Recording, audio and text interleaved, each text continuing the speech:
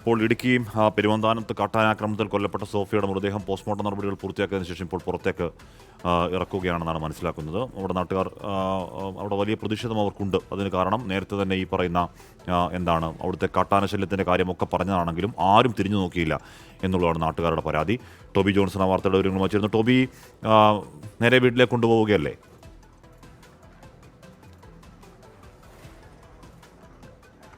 തീർച്ചയായിട്ടും ആഷ്മി, ചേന്നാപ്പാറയിലേക്കാണ് ആദ്യം പോകുന്നത്. ചേന്നാപ്പാറയിൽ അവിടെ പൊതുദർശനം അവിടുത്തെ പള്ളിയിൽ സജ്ജീകരിച്ചിട്ടുണ്ട്. ആ പൊതുദർശന സ്ഥലത്തേക്കാണ് ആദ്യം പോകുന്നത്. പൊതുദർശനത്തിന് ശേഷമാണ് മറ്റ് ചടങ്ങുകൾ നടക്കുക, സംസ്കാര ചടങ്ങുകളിലേക്കൊക്കെ കടക്കുക. അത് ഏകദേശം ഒരു 4 മണിയോടുകൂടിയാകും ഈ സംസ്കാര ചടങ്ങുകൾ നടക്കുക എന്നാണ് നമുക്ക് മനസ്സിലാക്കാൻ സാധിക്കുന്നത്. അത് വരിക്കോലി പള്ളിയിലാണ് ആ സംസ്കാര ചടങ്ങുകൾ നടക്കുക. എന്തായാലും 10:30 മൃതദേഹം ഇന്ന് കാഞ്ഞിരപ്പള്ളി താലൂക്ക് ആശുപത്രിയിലേക്ക് പോസ്റ്റ്മോർട്ടം നടപടികൾക്ക് വേണ്ടി കൊണ്ടുവന്നത്. അതിനുശേഷം ഇപ്പോൾ ഏകദേശം 2 മണിക്കൂറാകുന്നു. 2 മണിക്കൂർ നീണ്ട പോസ്റ്റ്മോർട്ടം നടപടികൾ ഇവിടെ പൂർത്തിയാക്കി മൃതദേഹം ഇപ്പോൾ ആംബുലൻസിലേക്ക് കയറ്റിയിരിക്കുകയാണ്. ഇവിടെ നിന്ന് നേരെ അടുത്തുള്ള ഒരു പള്ളിയിൽ മൃതദേഹം കുളിപ്പിച്ച് മറ്റ് നടപടികളൊക്കെ കഴിഞ്ഞതിന് ശേഷം അവിടെ നിന്നും ചേന്നാപ്പാറയിലേക്ക് കൊണ്ടുപോകും. അവിടെ 2 സ്ഥലങ്ങളിൽ ഈ പൊതുദർശനമുണ്ട് എന്ന് തന്നെയാണ് മനസ്സിലാക്കാൻ കഴിയുന്നത്. എന്തായാലും ഇവിടെ വെച്ചാണ് അല്പസമയം മുമ്പ് സോഫിയുടെ ഭർത്താവ് ചില നിർണായകമായിട്ടുള്ള ചില വെളിപ്പെടുത്തലുകൾ നടത്തിയത്. അതായത് വനം വകുപ്പിൻ്റെ ഭാഗത്തു നിന്നും യാതൊരു തരത്തിലുള്ള പരിഗണനയും തങ്ങൾക്ക് ലഭിച്ചില്ല.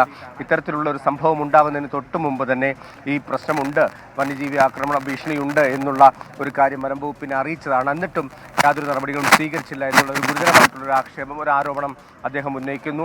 മുൻപും സമാനമായ രീതിയിൽ പലതവണ പ്രശ്നങ്ങൾ ഉണ്ടായിട്ടുള്ളതാണ്. അന്നൊന്നും ഈ പരാതി പറഞ്ഞിട്ടും കൊല്ലപ്പെട്ട സോഫി അടക്കം നേരത്തെ നേരിട്ട കാട്ടാന ശല്യത്തെ പറ്റി നേരത്തെ പറയുന്ന ഒരു വീഡിയോ അടക്കം പുറത്തു വരുന്നുണ്ട്. ഇപ്പോൾ എത്രത്തോളം തീവ്രമായിരുന്നു ആ മേഖലയിലെ പ്രശ്നം എന്ന് മനസ്സിലാകുന്നുമുണ്ട്.